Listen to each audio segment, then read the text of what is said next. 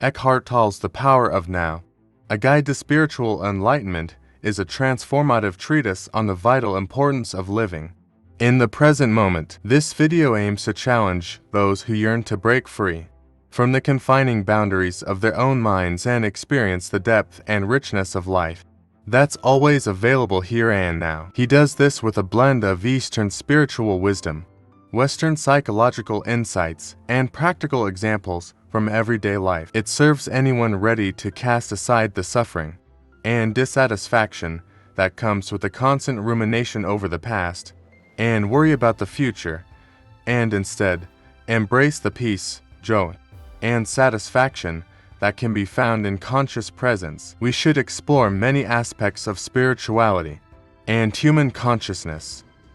Living in the now. The most fundamental teaching of the book is the importance of living in the present moment, the now.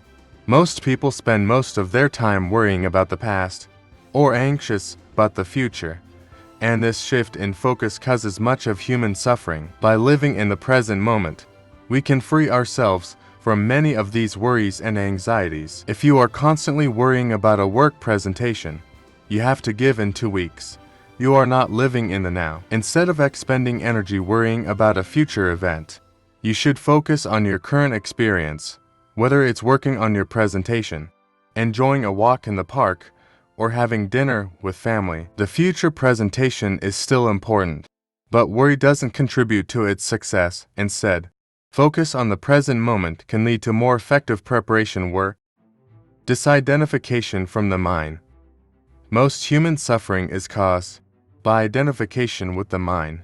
We see ourselves as our thoughts and emotions, which leads to a life of conflict and pain. We should see ourselves as the conscious observer of our thoughts and emotions, allowing us to live more peacefully and harmoniously. For example, if you fail a job interview, you may start thinking things like "I am a failure" or "I will never get a good job." This is the thinking self in action. Instead of identifying with these negative thoughts, recognize them as just thoughts and not who you really are. You are not a failure. You are just someone who did not succeed in this particular interview. Acceptance of what is. Wanting things to be different than they are is a primary source of suffering. Instead, he advises accepting what is as it is.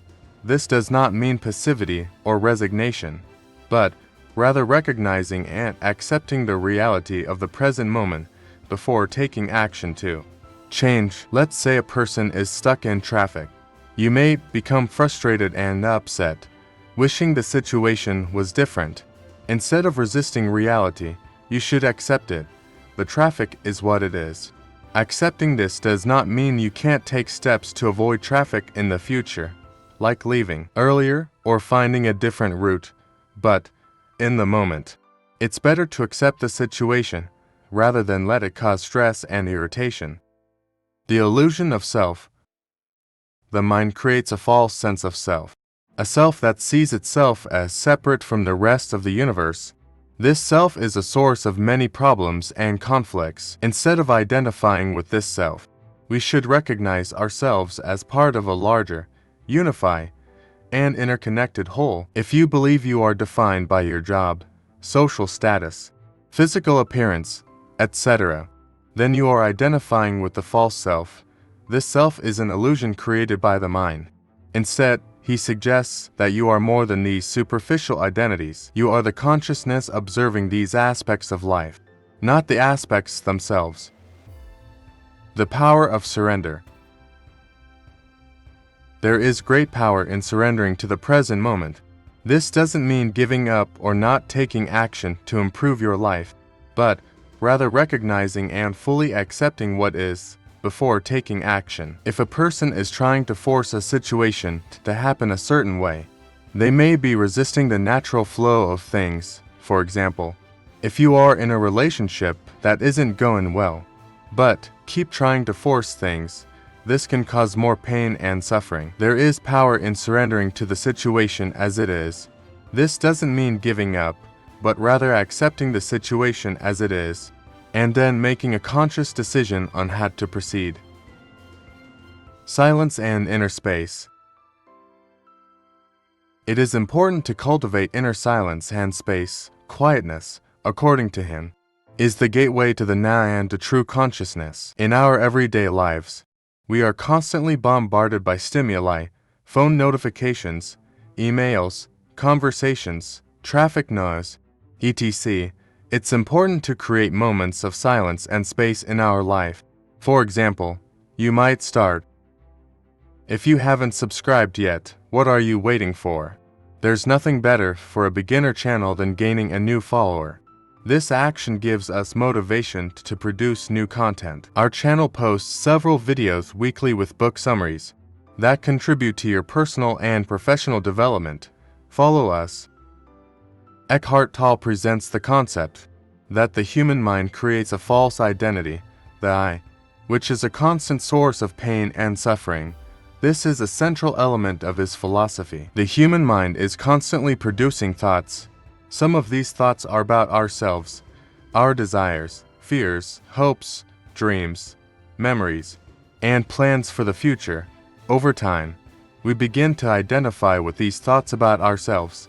That is, we begin to believe that these thoughts are us. This I created by the mind is called the thinking I, or the false I. It's an identity based on memories of the past, expectations for the future, and interpretations of the present. It's the I that feels pride, shame, desire, fear, and other emotions. The problem is that this thinking I is a constant source of conflict and suffering. We are always worrying about what happened in the past, what might happen in the future, and how we are being perceived in the present. We are constantly judging ourselves and others, which leads to pain and suffering. The key to alleviating this suffering is to disidentify with the thinking I.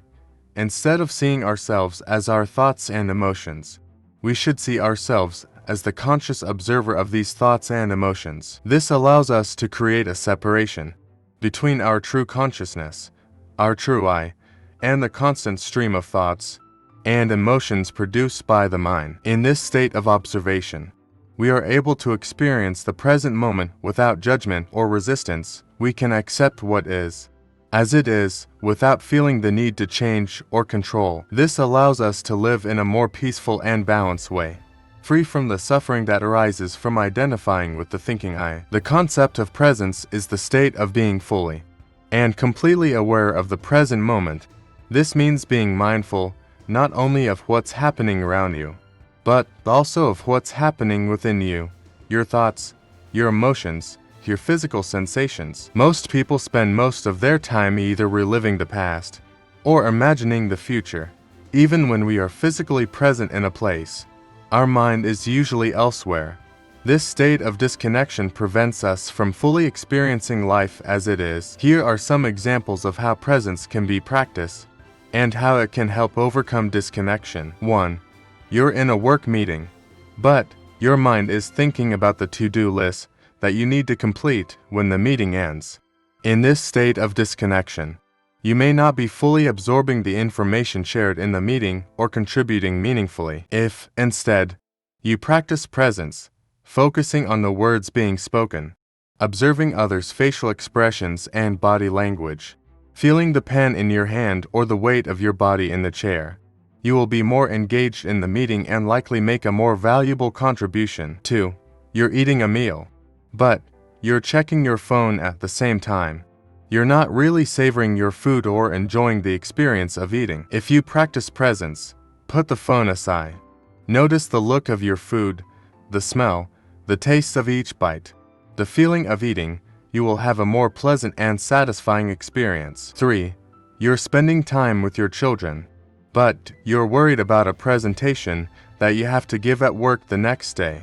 Even though you're physically with your children, mentally you're elsewhere. If you practice presence, observing your children, listening carefully to what they're saying, fully engaging in their activities, you'll have a deeper connection with them, and it will also help alleviate the stress about the presentation as you're giving yourself a mental break from it. By practicing presence, we can overcome this state of disconnection and live in a more fulfilling and meaningful way. This practice requires discipline and practice, but Over time, it can become more natural and intuitive. Presence can be achieved through various techniques that help us quiet the mind and focus on the present moment. Mindfulness meditation. This is a common practice. For cultivating presence, it involves sitting quietly, closing your eyes and focusing on your breath. When thoughts come, which they inevitably will, the idea is not to suppress them, but simply notice them and then let them go, returning attention to your breath. For example, if you notice that you're thinking about the grocery list while meditating, acknowledge the thought and then return your focus to your breath. Body awareness. Another way to cultivate presence is by paying attention to the body. This could be as simple as noticing the sensation of your feet on the ground, or the feel of the sun on your face, or it might involve the practice of yoga or tai chi, which are more structured ways of paying attention to the body. Mindfulness in everyday activities.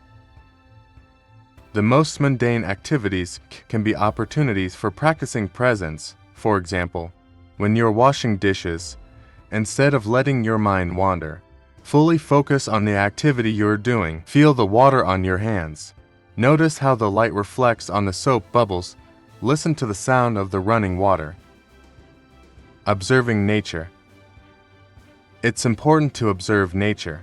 As a way of cultivating presence, this can be as simple as watching the sunset, observing the leaves swaying in a tree, or listening to the sound of birds. The idea is to fully connect with the experience, without judgment or distraction. The Power of Now by Eckhart Tolle, with its powerful teachings for diving deeply into the experience of now, freeing ourselves from the bonds of the past and concerns about the future. Through the practice of presence, we can transcend the pain and suffering associated with the thinking I, and discover a sense of peace, joy, and contentment that is always available to us in the present moment. These wisdoms serve as a shining beacon for all those seeking to live in a more conscious, authentic, and satisfying way, showing us that the key to true happiness and enlightenment is not somewhere distant, but here and now, within us. We are here to assist you in your personal development and to prompt you to reflect on factors